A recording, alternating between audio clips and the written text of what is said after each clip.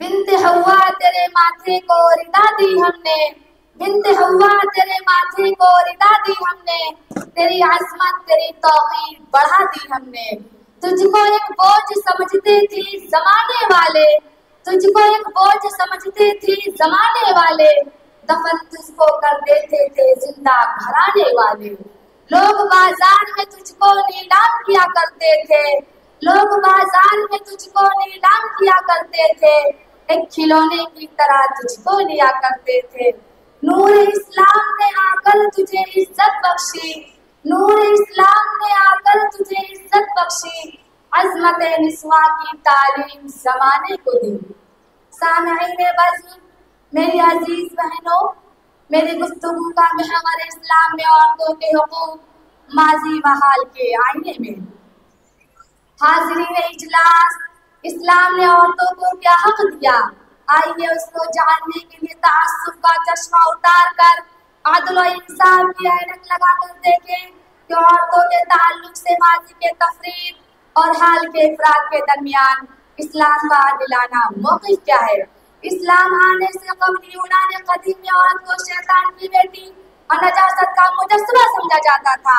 وہ غلاموں کی طرح بازاروں میں بیچی جاتی تھی، میراث میں اس کا کوئی حصہ نہیں تھا۔ نکاح و طلاق کا پورا معاملہ مردوں کے ہاتھ میں رہتا تھا، شوہر کے مال میں تصرف کا کوئی حق نہیں تھا، حصول طلاق اور خلا کا بھی کوئی حق حاصل نہ تھا۔ یہودیت میں باپ اپنی لڑکیوں کو فروخت بھی کر سکتا تھا۔ فلسطینیوں نے عورتوں کو گناہوں کا سرچشمہ قرار دیا تھا۔ عیسائیت میں یہ عقیدہ تھا کہ عورت جہنم کا دروازہ ہے۔ ہندوؤں کی مذہبی کتاب بنو اسمرتی میں لکھا تھا کہ عورتوں کا وجود صرف اس لیے ہے کہ وہ بچہ جنے ان کی کفالت کرے۔ اسلام آنے سے قبل عرب میں بچیاں زندہ درگور کر دی جاتی تھی۔ ایسے نازک حالات میں رحمت للعالمین کی شکل میں امید کا ایک سورج نکلتا ہے جو عورتوں کے حقوق کی کرنیں اس طرح بکھیرتا ہے: الدنیا متاع وخیر متاعها المرأة الصالحة۔ دنیا کی تمام چیزوں میں سب سے خیر والی چیز ایک عورت ہے۔ قرآن کا اعلان ہوتا ہے کہ مرد اور عورت بحیثیت انسان برابر ہے، اس میں کوئی تفاوت نہیں۔ لقد خلقنا الانسان فی احسن تقویم۔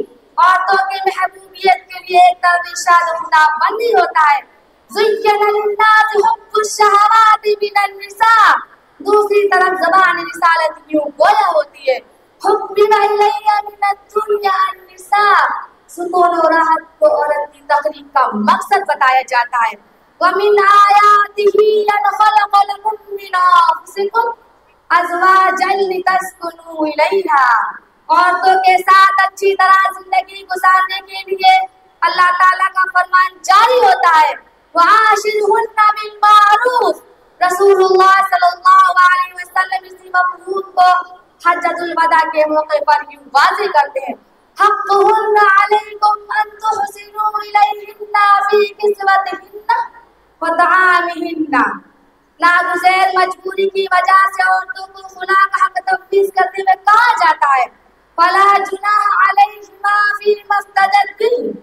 اے حقوق نسواں کے علم بردارو، اسلام نے جس طرح مردوں کو اظہار رائے کی حریت سے نوازا، اسی طرح عورتوں کو ضمیر کی آزادی عطا کی۔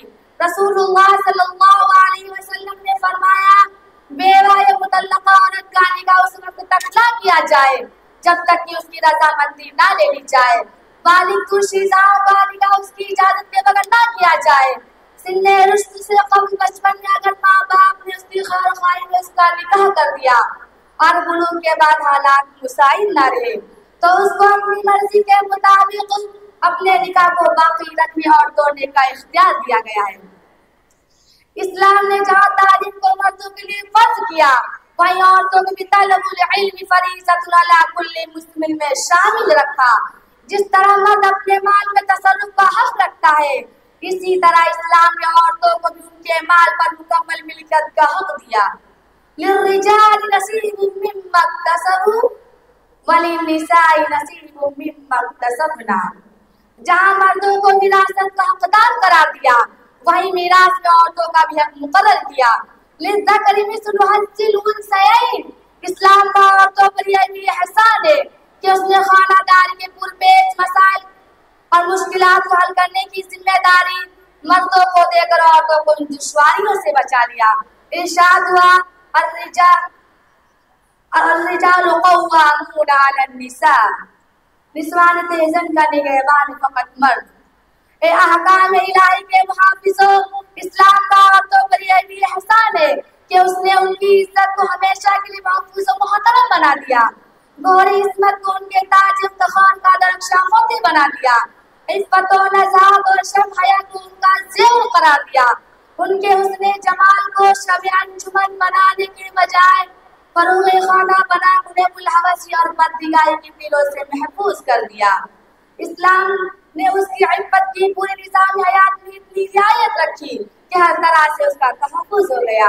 اسلام نے پردہ و نظر کی تعلیم نہیں دی بلکہ عصمت و خیال پر بھی زور دیا۔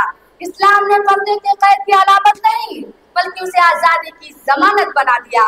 اسلام نے آزادانہ اختلاط کے حد مشتبہ اور غلط مدعے کو ختم کر دیا۔ اسلام نے عورتوں کو کوچائے بازار میں ماری ماری پھرانے کے بجائے ان کو عزت و وقار کے ساتھ گھر کی ملکہ بنا کر بٹھا دیا۔ اس راز کو عورت کی بصیرت ہی کرے فاش، اس راز کو عورت کی بصیرت ہی کرے فاش، مجبور ہے معذور ہے مردان غیرت بند۔ لیکن یورپ کے عیار اور مغربی تہذیب کے غلاموں نے آزادی نسواں اور مساوات کے خوشبو تعبیروں کے ذریعے عورتوں کے حقوق کو پامال کیا۔ ان کو اگلے نعروں کے ذریعے معاشی ذمہ داری کا بوجھ عورتوں پر بھی لاد دیا۔ میں پوچھنا چاہتی ہوں، کیا عورتوں کے آزاد مساوات کے معنی یہی ہے کہ گھر کے علاوہ ہر جگہ نظر آئے، کلچرل شو اور فیشن شو کی زینت ہو جائے، فحش کتاب اخباروں کا اشتہار بن جائے؟ کیا عورتوں کی آزادی کے معنی یہی ہے کہ عورت کو غیر شعوری طور پر اتنا مجبور کر دیا جائے کہ عصمت فروشی اور آبرو کو فیشن سمجھنے لگے اور اس کے جنسی گرامایا کی کوئی قیمت نہ رہ جائے؟ علامہ اقبال نے سچ کہا تھا، جس علم کی تاثیر سے زن ہوتی ہے نازن، جس علم کی تاثیر سے زن ہوتی ہے نازن، کہتے ہیں اسی علم کو ارباب نظر موت۔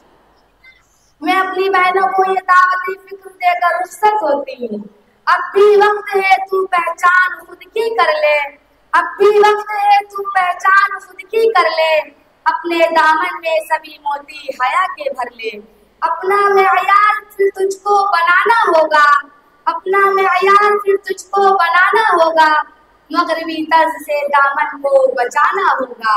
ہاتھ میں گر اٹھانے کی نشانی عظمت، ہاتھ میں گر اٹھانے کی نشانی عظمت، پھر تیرے پاس چلی آئے گی ساری عزت۔ وما علینا الا البلاغ۔